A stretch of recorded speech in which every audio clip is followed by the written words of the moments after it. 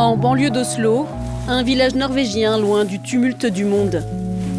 Un cocon bien trop douillet quand on n'a que 14 ans.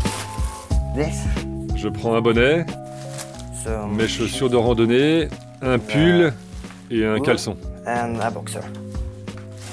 Bendik s'est lancé un défi. Partir à l'aventure pour la première fois, sans papa et maman.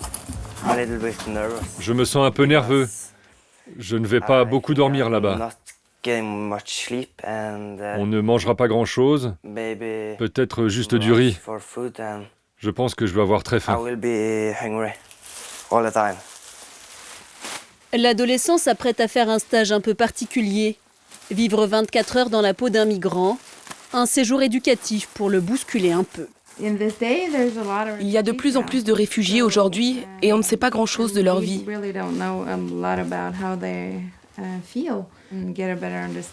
Bendik va pouvoir sentir ce qu'ils vivent et mieux comprendre les choses. Tout le monde a un avis sur la question des réfugiés.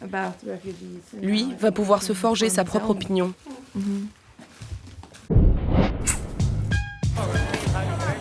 Chaque année, 5000 adolescents participent à ce stage organisé par une ONG.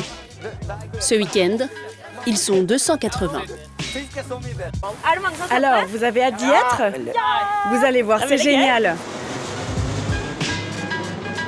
Un sourire pour les accueillir dans ce camp militaire de la banlieue d'Oslo.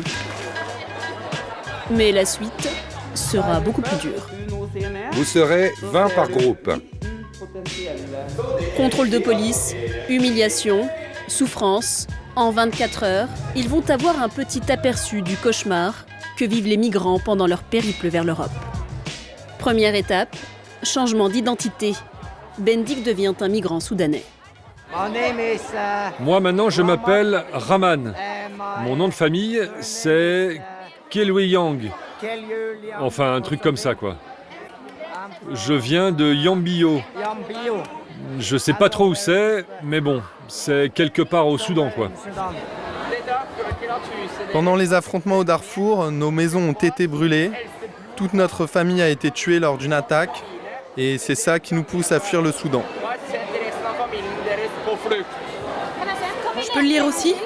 Ouais, prends-le. Dans la pièce d'à côté, les organisateurs préparent leur rôle. Ils seront de méchants gardes-frontières. Depuis 12 ans, cette ONG ne fait que ça, organiser ces stages pour défendre la cause des migrants.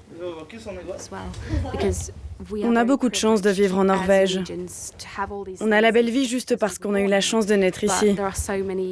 Je veux montrer aux jeunes que des millions de personnes n'ont pas ce privilège-là. Ils disent ne pas avoir de démarche politique. Et pourtant, tous ici militent pour une seule chose. La Norvège est un pays riche et grand qui pourrait accueillir plus de réfugiés. C'est ça que les enfants doivent retenir. Moi, je veux les sensibiliser à la compassion pour les réfugiés. À eux de se faire leur idée. Je ne veux pas leur imposer mon opinion. De la théorie à la pratique. Les ados passent par une fictive ambassade européenne au Soudan. Des fonctionnaires européens en djellaba et des chants coraniques diffusés dans tous les couloirs. Ça n'a pas de sens, mais ça met les ados norvégiens dans l'ambiance. Bendik et ses amis sont ballottés de bureau en bureau. Pourquoi vous voulez quitter le Soudan ? On veut partir parce que nos maisons ont été brûlées dans une attaque. Allez, allez, bougez, dégagez, faites de la place. Les ados prennent la route de l'exil. Des heures de marche et de course les attendent. Le plus dur est devant eux, le passage de la frontière avec des organisateurs qui jouent aux méchants militaires. C'est quoi ton nom? Nyangatam. C'est Nyangatam. C'est quoi ton numéro de passeport? 1309. Certains craquent déjà.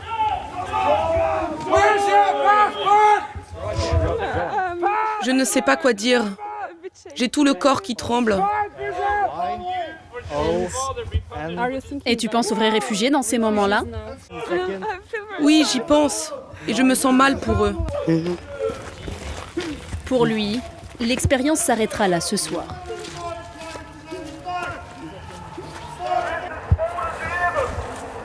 Taisez-vous, c'est la règle ici. Tenez vos passeports comme ça pour qu'on puisse les voir. Le stage porte ses fruits. Les ados commencent à comprendre. Je suis un peu nerveux. J'ai peur aussi. On entend des cris. On n'a pas l'habitude. J'ai juste envie de rentrer chez moi, avoir à manger. Je veux pas rester ici.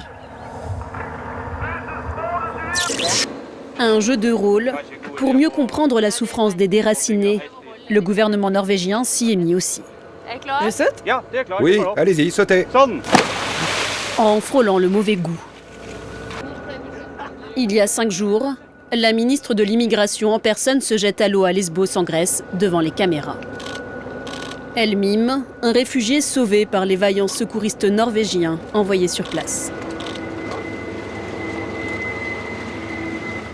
Tout sourire, avec sa combinaison orange étanche, elle livre ses premières impressions. C'est une expérience un peu particulière. Mais évidemment, ça doit être complètement différent pour ceux qui vivent cela en vrai. J'imagine que ça doit être incroyable pour eux de voir le bateau arriver alors qu'ils étaient au bord de la noyade. Une mise en scène douteuse, à l'endroit même où des milliers de migrants meurent chaque année en essayant de gagner l'Europe. En fait, le gouvernement norvégien est un peu gêné aux entournures. Depuis quelques mois, les services de la ministre qui fait trempette ont lancé une vaste campagne de communication sur Internet. Leur message aux migrants: ne venez plus. Ils ont même créé une page Facebook pour ça, en plusieurs langues. La Norvège est un des pays qui fournit le plus d'aide humanitaire à la Syrie. Mais il faut qu'on puisse contrôler notre immigration. On ne peut pas accueillir tout le monde. Il faut trouver un autre modèle. Un modèle qui fonctionne mieux. Retour au stage, la nuit est tombée.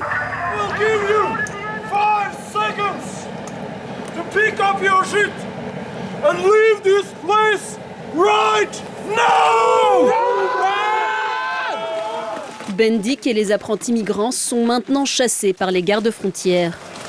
Par 0 degré, il faut fuir dans les bois, redoubler d'attention pour éviter les véhicules militaires qui rôdent. En tout, ils parcourront une douzaine de kilomètres, quand enfin... Vous êtes ici dans une zone sécurisée. Calmez-vous, relaxez-vous, respirez. Vous n'avez plus à avoir peur ici. Les voici dans un camp de l'ONU. Il faut vraiment que je boive quelque chose, sinon je vais tomber. Tenez, c'est pour vous. C'est à partager avec tout le groupe. C'est de la nourriture? Oui, c'est de la nourriture.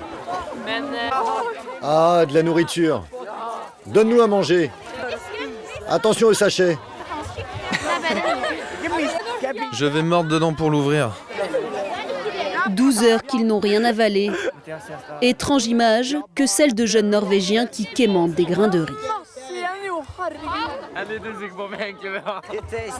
C'est super bon, vraiment. C'est le meilleur riz que j'ai jamais mangé de ma vie. Là, ce qu'on fait, nous, c'est un jeu. Mais les réfugiés africains, par exemple, leur vraie vie ressemble à ça. J'ai vraiment beaucoup appris ici. Fin du stage citoyen.